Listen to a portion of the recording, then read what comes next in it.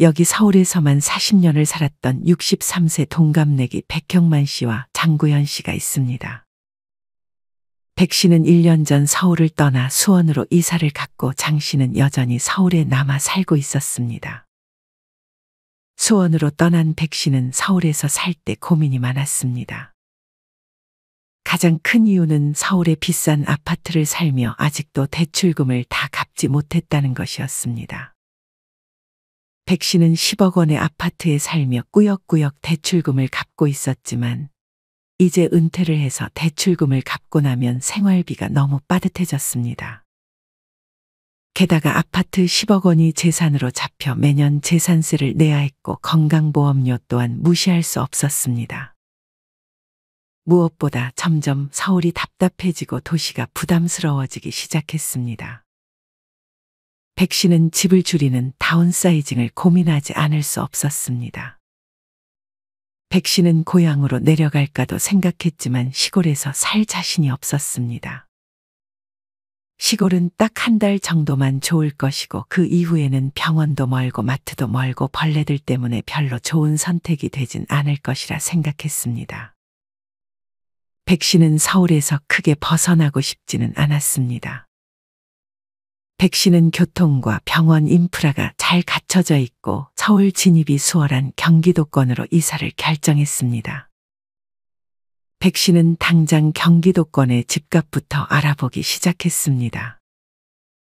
찾아보니 경기권은 5억, 인천은 집값이 4억 초반 정도였습니다. 뉴스를 보니 서울을 떠난 사람이 126만 명이 됐는데 이들 대부분은 치솟는 집값에 비교적 주거 비용이 저렴한 경기도와 인천으로 이동했다는 내용이 나와 있었습니다.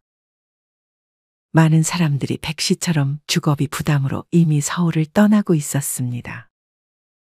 백 씨는 지금 사는 집을 팔아 남은 대출금을 마저 갚고 4억 원 정도의 빌라로 이사를 가면 그래도 자기가 쓸 수 있는 금액이 3에서 4억 정도 됐습니다. 백 씨는 이를 안전한 배당주에 넣는다면 연금과 더해 생활비 걱정은 하지 않을 수 있을 것이라 확신했습니다. 반면 장 씨는 그냥 서울에 남아있기를 선택했습니다. 장 씨도 은퇴한 후 아파트를 팔지 고민했지만 집값이 계속 상승하는 것을 보고 그냥 보유하기로 결정했습니다.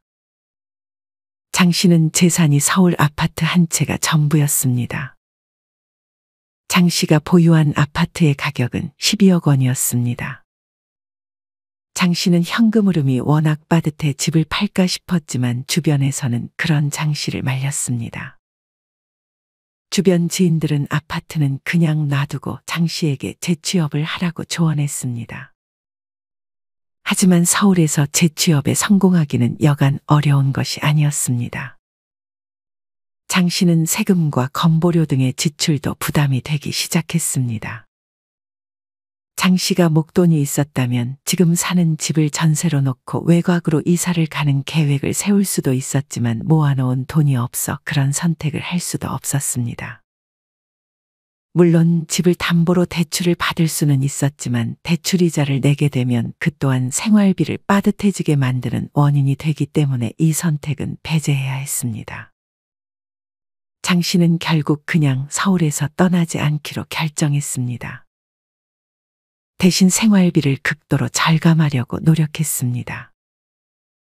마트에서 제일 싼 식재료만 찾았고 외식은 사치였습니다. 취미로 즐기던 골프채는 팔아버렸고 오늘도 집에서 중고로 뭐 내놓을 것이 없나 두리번거렸습니다.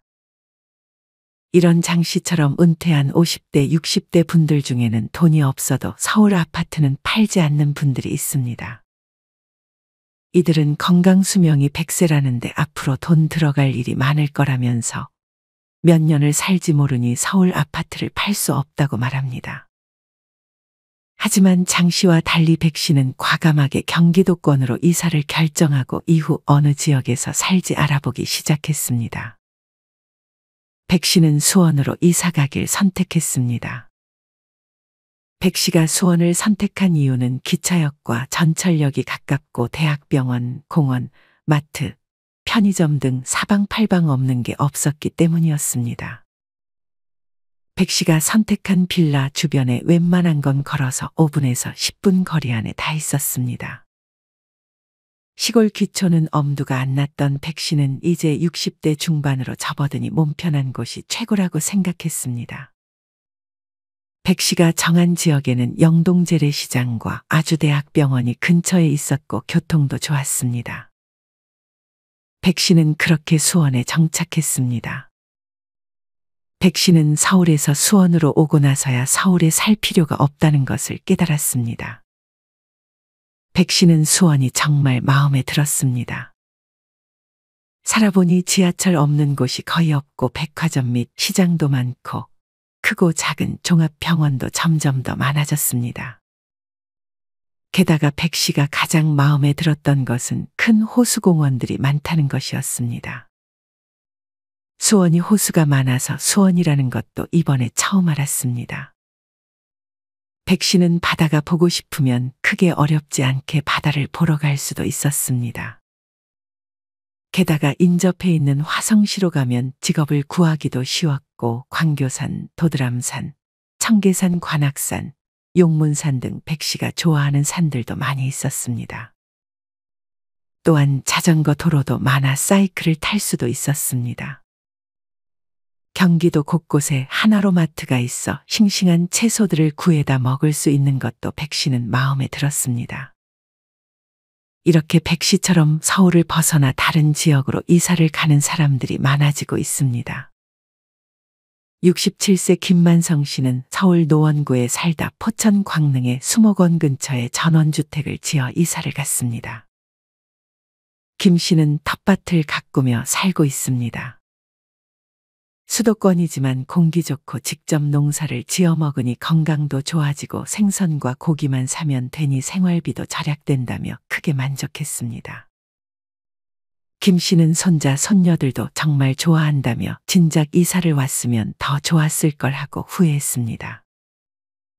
서울에 살 때는 아파트 층간소음에 시달리며 스트레스 때문에 고생이 많았지만 이렇게 경기도로 이사를 오니 불면증이 다 나았다고 합니다. 서울에 살다 남양주로 이사간 강순영 씨도 크게 만족했습니다. 강 씨는 남양주 호평동으로 이사를 갔습니다. 이곳은 전원과 도시의 장점 두 가지를 누릴 수 있는 곳이었습니다. 산으로 둘러싸여 있어 풍광, 경치가 좋고 산책로가 매우 마음에 든다고 강 씨는 말했습니다. 또한 평내호평역 주변엔 병원, 이마트, 상점 등 없는 것이 없었고 GTX와 공공의료원이 호평동에 예정되어 있다며 교통과 병원에 대해서도 만족했습니다.